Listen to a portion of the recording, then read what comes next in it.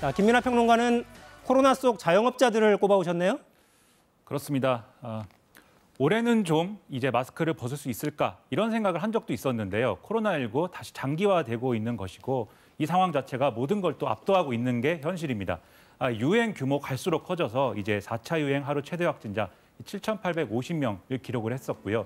또 위중증 환자 최근 연일 1,000명대를 오르내리고 사망자도 이제 5,500명을 넘어선 그런 상황입니다.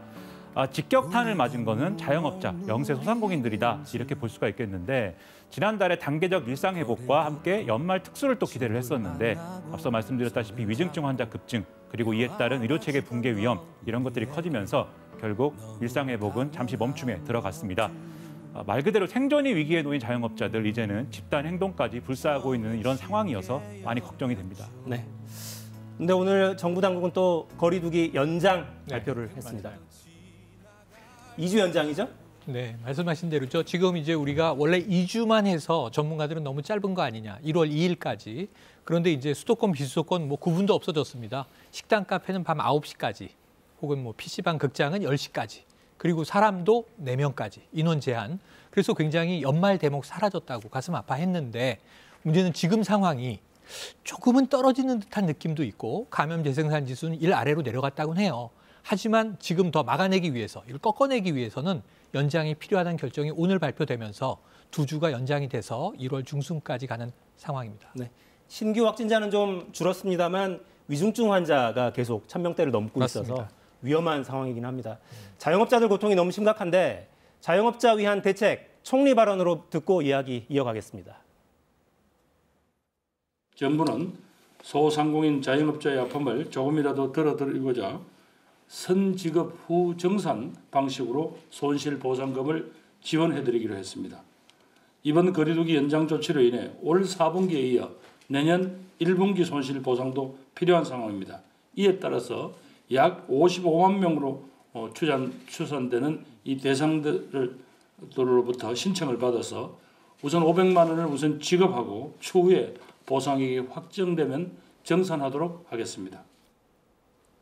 네, 500만 원씩을 선 지급하고 확정되면 정산하는 방식입니다. 그 밖에 다른 소상공인 지원 대책 어떤 게 나와 있습니까? 일단 지금까지는 이제 손실보상금을 주는 업종이 집합금지라든가 영업시간 제한에 이제 대상이 되어 있는 그런 업종들이었는데 여기에 인원 제한으로 인해서 다소 이제 영업에 이제 피해를 입은 이 업종까지 이제 손실보상 대상이 확대가 되고요. 그리고 손실보상금의 분기별 하한액이 이제 10만 원이었습니다. 그런데 이것을 50만 원으로 올리는 것으로 이제 바꿨기 때문에 이 부분에 있어서도 기대해 볼 만한 어떤 대목이고 그리고 방역지원금을 이제 100만 원 지급한다든지 이런 것에 더해서 다소 이제 간접지원책이긴 합니다만은 지역 상품권이라든지 이런 좀 쿠폰 발행 그리고 여기에 더해가지고 지금 업종별 맞춤형 매출 회복에 대해서 금융지원 받을 수 있도록 하는 거 이런 간접 지원책까지 같이 나오고 있는데 다만 여러모로 이제 논란은 있어요. 왜냐하면 결국은 직접 지원하는 것이 너무 이제 범위가 좁지 않느냐, 너무 한정적이지 않느냐, 너무 간접 지원이 다른 나라에 비교해서도 이 비중이 큰 거 아니냐라는 논란이 있기 때문에 지금 이제 정치권이 머리를 맞대고 어떻게 하면 그러면 실질적으로 자영업자들에게 도움이 될 수 있는 어떤 그런 지원책이 뭐냐를 이제 논의해야 될 시점이죠. 앞서도 말씀하셨듯이 거리두기 연장이라는 게 결국은 또 이 연말 연시에 이 상황을 타격을 자영업자들에게 준 것이기 때문에 새롭게 논의해야 될 대목들이 있는데 지금 대선이 급하긴 하지만 정치권이 여기서 자기 역할을 좀 충분히 해줘야 되는 게 아닌가 이런 걱정이 됩니다. 공동체를 위해서 개인의 희생을 계속 강요를 일방적으로 하면 안 되죠. 우리 코로나 상황에서 사회적 자산이라고 보통 이렇게 얘기하거든요. 사회적 자산이 한쪽에서는 굉장히 좋게 형성이 됐고 한쪽에서는 좀 나쁘게, 그러니까 사회적 자산을 쌓지 못한 측면이 있는데요. 그러니까 코로나 방역에 있어서만큼은 전 세계적으로 우리가 사회적 자산을 쌓은 거예요. 그러니까 외국에서 평가하는 문제를 떠나서 국민들이 자발적으로 어떤 부분에 있어서 참여를 한다는 거죠.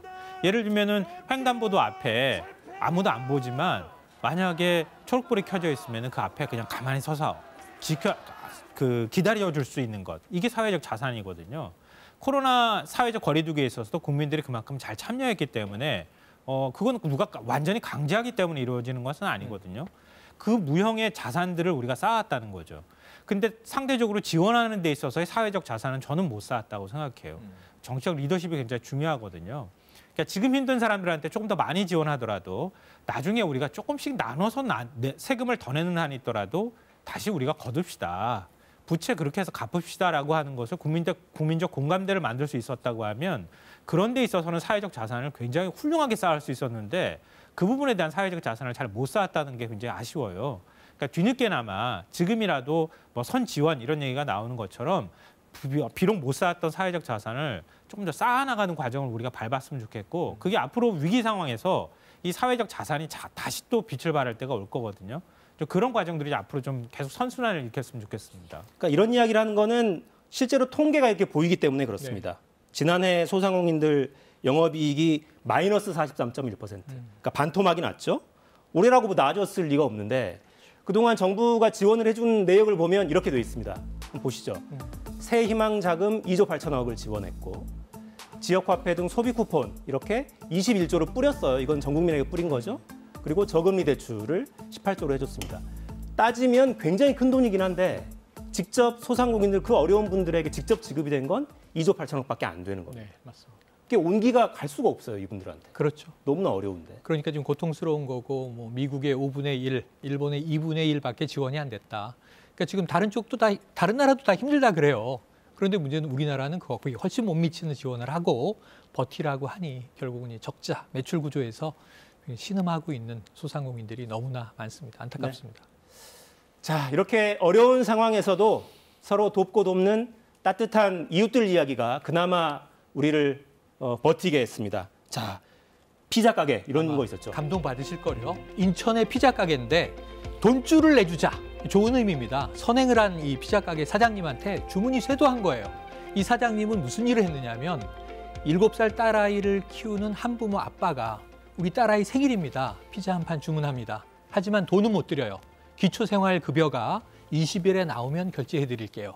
그 메모를 본 사장님이 만나서 결제라는 이 항목을 결제 완료, 그리고 치즈볼 하나 얹어서 보내드리고 메모가 붙어 있었어요. 딸이 피자를 원하면 언제든 연락 주세요. 이 감동적인 사연이 언론에 보도됐고 많은 이 누리꾼들이 돈줄 내주자, 저기서 피자 시켜 먹을래요. 이런 일이 벌어진 거거든요. 더불어 사는 거죠. 그 지역에 살지도 않는 분들이 네. 피자는 됐고 피자는 어려운 분들한테 보내드리시고 네. 일단 돈부터 받으세요. 이런 주문까지 쇄도를 했다는 그렇습니다. 거죠. 네. 또 뭐 농산물 관련한 소식도 있었죠. 그렇습니다. 이 코로나19 때문에 예를 들면 학교급식이라든가 이런 부분에서는 학교를 이제 등교를 하지 않았으니까 그 부분에서 이제 타격이 있었는데 특히 이제 그 강원도 화천군의 사례가 많이 회자가 되고 있습니다. 이 애호박 농사를 졌는데 이걸 판로가 없어졌기 때문에 상당히 이제 어려운 국면이 됐는데 이것도 이제 이러한 사연이 알려지다 보니까 전국에서 이제 주문이 쇄도한 거죠. 그래서 화천군에서 만든 이제 온라인 쇼핑몰을 통해서 상당히 많은 이제 판매고를 올릴 수가 있었고 그리고 이제 화천군뿐만이 아니고 이 대형 유통회사 중 일부도 이 애호박을 그럼 우리가 팔아주겠다라고 해서 이 판매를 또 해준 거예요. 그래서 이런 어려움들을 극복을 했는데 사실 또 이렇게 판로가 막힌 농산물은 뭐 애호박뿐이겠습니까? 대부분의 농산물들이 다 어려운 부분들이 있을 텐데 또 토마토를 또 이렇게 또 그 지금 말씀드린 그 온라인 회사가 또 이렇게 유통을 시켜가지고 많이 또 팔고 있다고 하니까 이 국민들하고 또 우리 기업들하고 마음의 준비, 이 준비는 다 돼 있어요. 도와줄 준비는 다 돼 있는데 우리 정치권과 정부만 준비가 안 돼 있는 것처럼 이렇게 비춰지고 있습니다. 정치권 막 50조, 100조 얘기했는데 그거 어디 갔는지 모르겠고 여러모로 아쉽지만 이러한 따뜻함이 있기에 또 기대를 갖게 되는 그러한 소식들인 거죠. 네. 서초구 파스타 가게 이야기도 짚고 가야죠. 네, 선한 영향력 가게 시초죠. 마포에 있는 마포구네요. 네, 파스타 가게였는데요. 오인태 사장님입니다. 그러니까 결식아동들한테 보통 아동들이 가가지고 대놓고 뭔가를 급식카드나 이런 것들 제출을 하면 제시하고 만약에 밥을 먹으면은 일종의 낙인 효과가 생기잖아요. 그러니까 아이들한테 VIP 카드를 발행을 해줘서 아이들이 편히 밥을 먹을 수 있게 해줬다 이런 소식이 알려지면서 그게 이제 선한 영향력을 발휘하는 이런 모습들을 보였습니다. 네. 그 밖에도 좋은 분들 정말 많았습니다. 네. 따뜻한 여러분들의 마음이 있어서 그나마 저희가 버텨나갈 수 있었어요.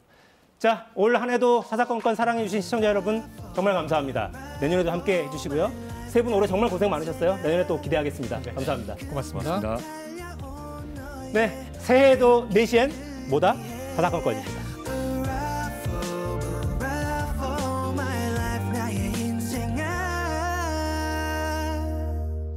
오미크론 변이 확산세가 심상치 않습니다.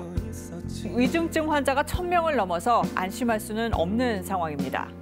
병상 부족 사태가 해결되려면 시간이 걸릴 것으로 보입니다. 그러던 때마다 서로 다가와 좁은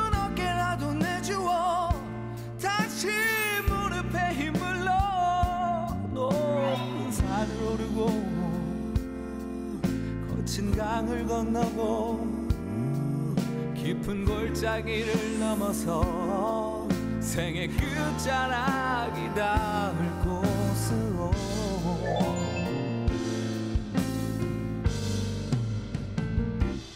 오늘도